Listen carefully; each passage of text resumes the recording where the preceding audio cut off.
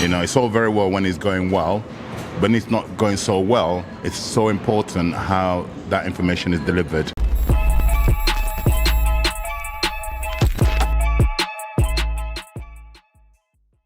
Pro boxing fans here in Riyadh with the main man, Don Charles. How are you? So it's been a pleasure seeing you throughout this week. Not really had time to talk, but finally got you down. How are you?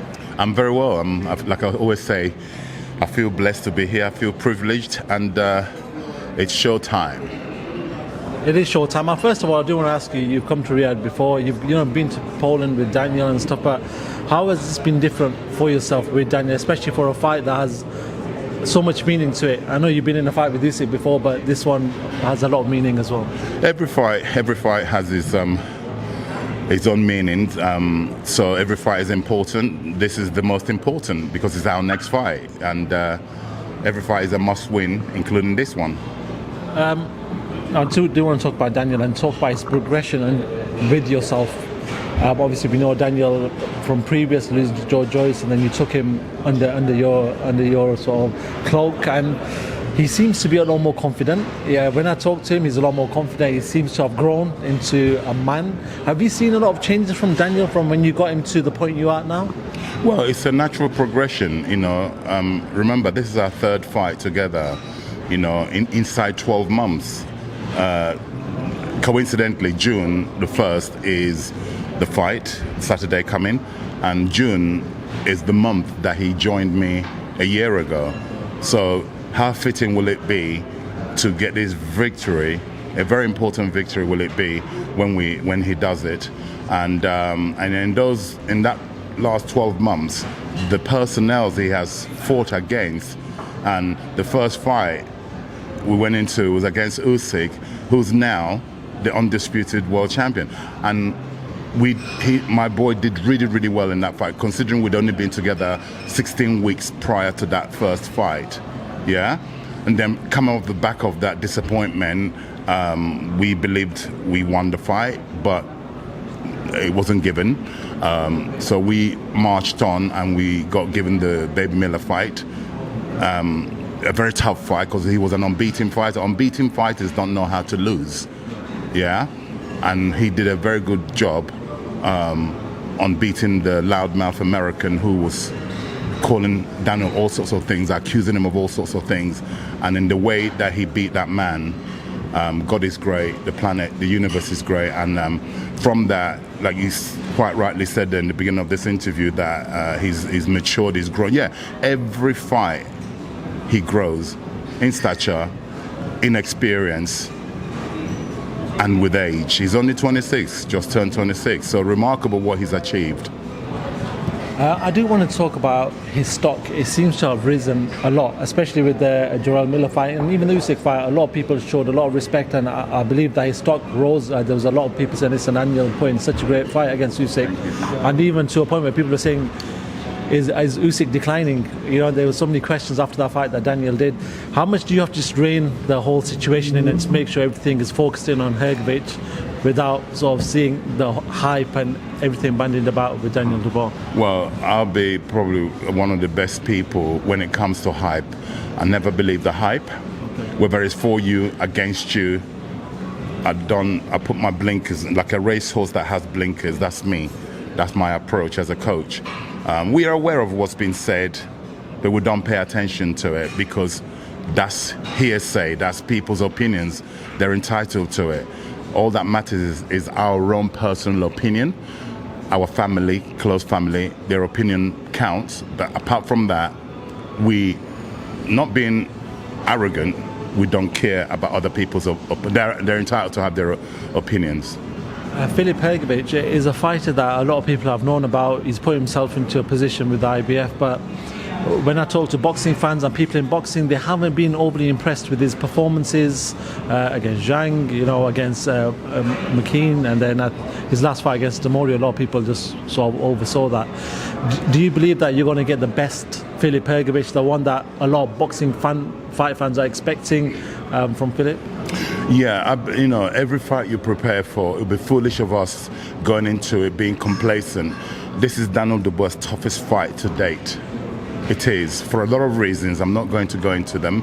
It's our toughest fight together, stylistically, and we've prepared to deal with anything that Filip Hrgovic brings on the 1st of June. It is Daniel's toughest fight to date. I've seen the addition of Kieran Farrell, who's part of the team as well.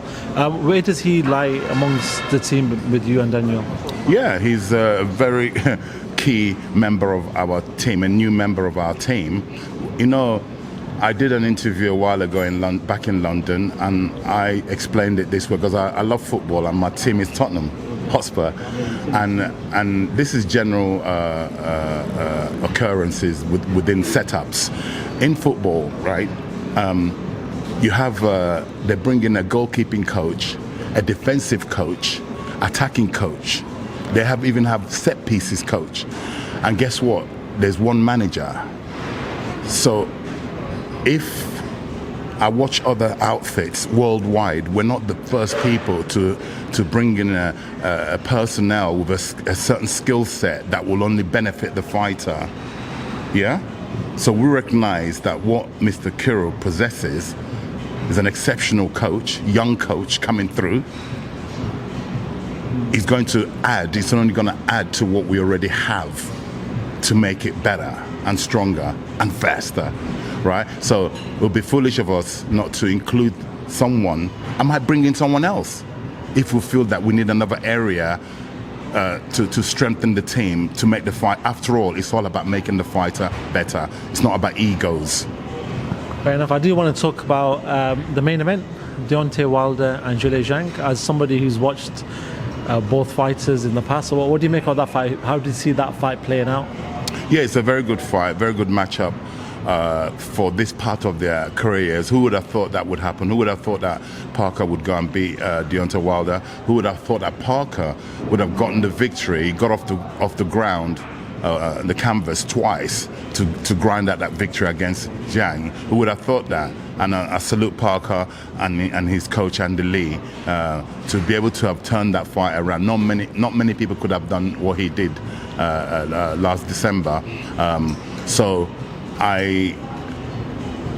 Wilder and Zhang, that's a very hard call. Again, it's all down to, I've always said, if Deontay Wilder that fought Parker turns up, Zhang will zing him. And if the Zhang that fought Parker turns up, Wilder will spark him.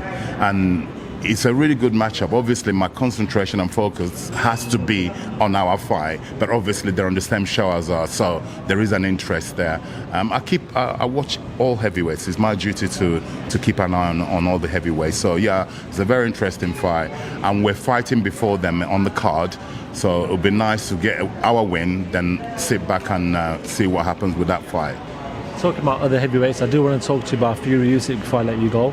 I want your perspective on this as a trainer who's been very experienced in this game, been around many different fighters, had many different team members in play amongst your team.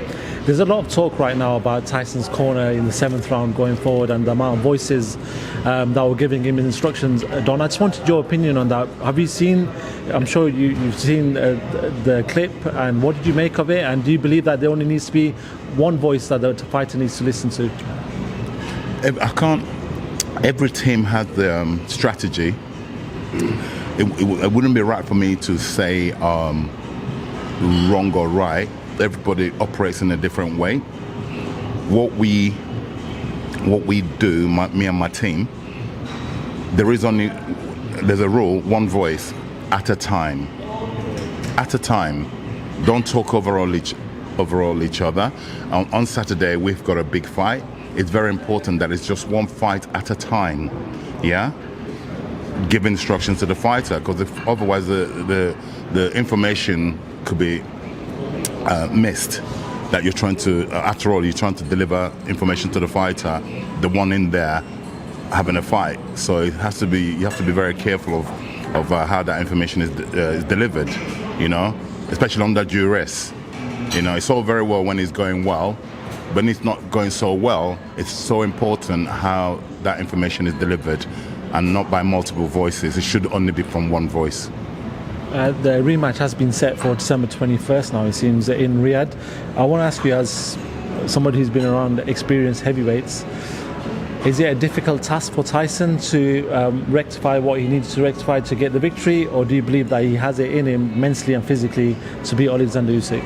Yes, he has it in him to turn it around. It wasn't by much, one punch changed the whole trajectory of that fight. He was doing well up to that point. It was a closely contested fight, granted, but no, Tyson, if anyone can, Tyson can. He has the IQ, he has the size advantage, which he didn't, in my opinion, utilize that. What I thought he would do, he has always done in the past. I'm not going to say what it is. I didn't see that was an evidence on that day, to my surprise. So no, he's got the ability. He didn't go in there and get beaten up and knock historically in some big fights like that, people have been knocked out and they've still come back and avenged the loss. No such thing happened. So the round 9, yes, is questionable. Should the fight have been stopped or not? In my opinion, the fight could have been referee could have waved the fight off in round 9. Nobody will complain, including Fury, but it didn't. And and I think if anyone can, like I said, Tyson can. As somebody who's been on the opposite corner to Oleksandr Usyk, where does he rank now for you? Becoming undisputed in both divisions. I know in the fight with your fighter, you believe that you could have won that fight with. It's there for everyone to see. It's not just me. Yeah. We're living in the days of technology where everything is recorded. It's not me saying, "Oh, on such and such a date, such and such happened," and no one, only the people who were there saw it. No, millions around the world saw it. So it's not just me saying it. So anyway, we've gotten over that. We'll move on. Tyson Fury, like I said, Usyk, you asked me where would I rank him in. You have to put him right up there, but he's an undisputed champion in his era. Okay, so I'm glad the rematch has been made. We don't have to wait forever for it either. It's a few months' time.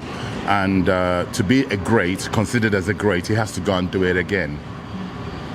Final one, and it's something that could be the result of Daniel's fight with Filip. Obviously, your fighter in your eyes is going to win that fight. It seems to be Anthony Joshua that's going to be next in September. I know you can't talk too much about it, but how much changes have you seen under Joshua? He seems very happy now with Ben Davison in his corner. And do you believe that you're seeing a different level of Anthony Joshua now? Well, I'll be a hypocrite if I didn't say that we are. Of course, like I said, it takes certain people to bring certain things out of you, and I'm sure Ben, the team up with Anthony and Joshua and Ben Davison, is bringing something not necessarily new, something that was already there.